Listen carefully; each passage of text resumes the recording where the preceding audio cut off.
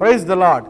இயேசு கிறிஸ்துவின் நாமத்திலே உங்களை பைபிள் இன் டெப்த் என்கிற இந்த நிகழ்ச்சிக்கு அன்புடன் வரவேற்கிறேன். இன்றைய தினம் வேதாகமத்தில் இருக்கிற வைன், திராட்சை ரசத்தை பற்றி நாம் தெரிந்து கொள்ளப் போகிறோம்.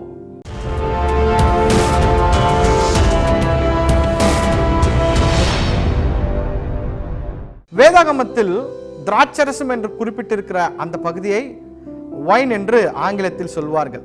அநேக கிறிஸ்தவர் அல்லாதவர்கள் வேதாகமம் வைனை குடிக்க சொல்லி தூண்டுகிறது.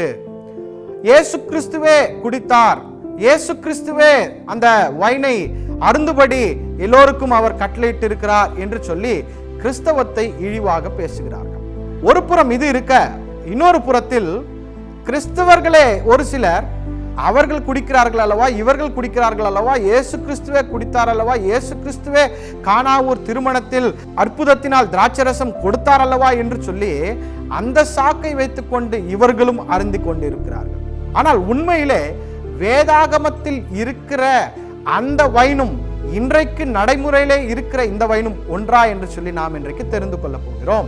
இன்றைக்கு சாராய கடைகளுக்கெல்லாம் வைன் ஷாப் என்று பெயர் வைத்ததினாலே இரண்டு வைனையும் நாம் ஒன்றாக்கி விட்டிருக்கிறோம். அப்பொழுது அதற்கும் இதற்கும் என்ன வித்தியாசம் என்று சொல்லி நாம் தெரிந்து கொள்வோம். வைன் என்று சொன்னால் எபிரேய வார்த்தை யாயின். இது திராட்சை பழத்திலிருந்து உருவாக்கப்படுகிற ரசத்தை அவர்கள் புளிய வைத்து பிறகு அருந்துவது. இந்த வைனில் மயக்கத்தை கொடுக்கக்கூடிய பொருள் எது என்று சொன்னால் கெமிக்கல் நேம் எத்தனால் என்று சொல்வார்கள். இந்த எத்தனால் இரண்டு வகை இருக்கிறது.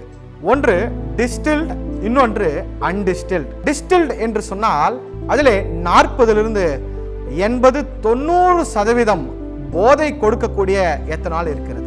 ஆனால் அன்டிஸ்டில்டிலே நீங்கள் பார்ப்பீர்கள் என்று சொன்னால் 9 16% தான் இதனுடைய மயக்கம் கொடுக்கிறதான அந்த ஆல்கஹால் கண்டென்ட். இந்த டிஸ்டில்டு வைன் எப்பொழுது கண்டுபிடிக்கப்பட்டது என்று சொன்னால் கிறிஸ்துவுக்கு பிறகு 16ஆம் நூற்றாண்டிலே இந்த டிஸ்டில்டு வைன் என்பதை கண்டுபிடித்தார்கள். அப்படி என்று சொன்னால் இயேசு கிறிஸ்துவினுடைய காலத்திலோ வேதம் எழுதப்பட்ட காலத்திலோ இந்த டிஸ்டில்டு 40 80 90% ஆல்கஹால் நிறைந்திருக்கிற வைன் இல்லவே இல்லை. அப்போ வேதத்திலே இருப்பது படிப்பது எல்லாமே அன்டிஸ்டில்டு வைன். அதிலே மிகவும் அதிகபட்சமாகவே 16% மாத்திரம்தான் ஆல்கஹால் கண்டென்ட் இருக்கிறது. இன்னும் சொல்ல வேண்டும் என்று சொன்னால் யூதர்கள் திராட்சை பழத்தினால் தயார் செய்கிற அந்த வைனில் வெறும் 10 12% மாத்திரம்தான் ஆல்கஹால் கண்டென்ட் இருக்கும். இதை எப்படி இவர்கள் அருந்துவார்கள் என்பதை நாம் புரிந்து கொள்ளலாம்.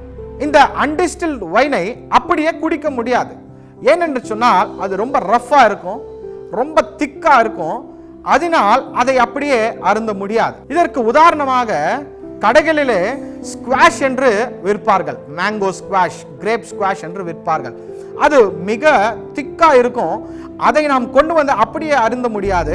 அதை தண்ணீரிலே கலந்து தான் நாம் அதை குடிக்க முடியும். அதே போலதான் இந்த அன்டிஸ்டில்ட் வைனும் மிக திக்கா இருக்கிற காரணத்தினால இவர்கள் 1:3 ரேஷியோவில் இதை டைல்யூட் செய்த பிறகுதான் அதை அருந்துவார்கள். அப்படி டைல்யூட் செய்கிறார்கள் என்று சொன்னால் இந்த 12% இருக்கிறதான இந்த ஆல்கஹால் கண்டென்ட் 1:3 ரேஷியோவில் டைல்யூட் செய்த பிறகு அது 3 அல்லது 4% அந்த ஆல்கஹால் கண்டென்ட் குறைக்கப்படுகிறது. அதை தான் வேதத்தில் அருந்திருக்கிறார்கள் என்று சொல்லி நாம் தெரிந்து கொள்வோம். அப்ப நீங்க கேட்கலாம், அப்போ 3% ஆல்கஹால் குடிக்கலாமா, தப்பு இல்லையா என்று சொல்லி நீங்கள் கேட்கலாம். பிரியமானவர்களே, நம்முடைய தினசரி வாழ்க்கையிலே நாம் இதைவிட அதிகமான ஆல்கஹால் கண்டென்ட் இருக்கிற பொருட்களை வாழ்க்கையில் உபயோகித்துக் கொண்டே இருக்கிறோம். உதாரணமாக காஃப் சிரப், அதிலே 40% ஆல்கஹால் இருக்கிறது. நாம் பிரியப்பட்டு சாப்பிடுகிறதான கேக் மற்றும் ஐஸ்கிரீமில் வெனிலா எசன்ஸ் போடுகிறார்கள் அல்லவா, அதிலே 35 80% ஆல்கஹால் இருக்கிறது. நாம் உபயோகிக்கிற மவுத் வாஷில் 30% ஆல்கஹால் இருக்கிறது. இன்னும் சொல்ல போனால் ஆஸ்பிரின், நாம் குடிக்கிறதான கூல் ட்ரிங்க்ஸில், இன்னும் fruit cake, burgers, rolls, inhalers, இன்னும் சொல்ல போனால் அதிகமாக பழுத்திருக்கிற ஒரு வாழைப்பழத்தில் கூட 2% ஆல்கஹால் கண்டென்ட் இருக்கும். ஆகையால் பிரியமானவர்களே, இந்த ஆல்கஹால் கண்டென்ட் எப்படி இருக்கிறதோ மருந்தாக உபயோகப்படுத்துகிறோம், நல்ல காரியங்களுக்காக உபயோகப்படுத்துகிறோமோ அதே போலதான் அன்றைக்கு இருந்த வைன் 3% ஆல்கஹால் கொண்ட வைன். அது போதை உண்டாக்குவதற்காக உபயோகப்படுத்தவில்லை. நீங்கள் கேட்கலாம், வேதத்திலே கூட அநேகம் பேர் குடித்து மயங்கி இருக்கிறார்கள் அல்லவா என்று சொல்லி கேட்கலாமாம். அவர்கள் எல்லாம் அளவிற்கு அதிகமாக குடித்து அவர்கள் மயக்கத்தை உண்டாக்கி கொண்டார்கள். அவர்கள் எல்லாம் வேதம் என்ன சொல்லுகிறது என்று சொன்னால் பாவிகள் என்று சொல்லுகிறது, பரலோக ராஜ்யத்துக்கு வர முடியாது என்று சொல்லுகிறது. இப்படி அவர்களை குற்றப்படுத்தித்தான், நெகட்டிவ் கேரக்டர்ஸாக தான் அவர்களை காட்டுகிறது. பிரியமானவர்களே, வேதம் எப்பொழுதும் எங்கேயும் மது அருந்துவதை சரி என்று சொன்னதே கிடையாது. மாறாக அது தவறு என்று அநேக முறை சொல்லி இருக்கிறார்கள்.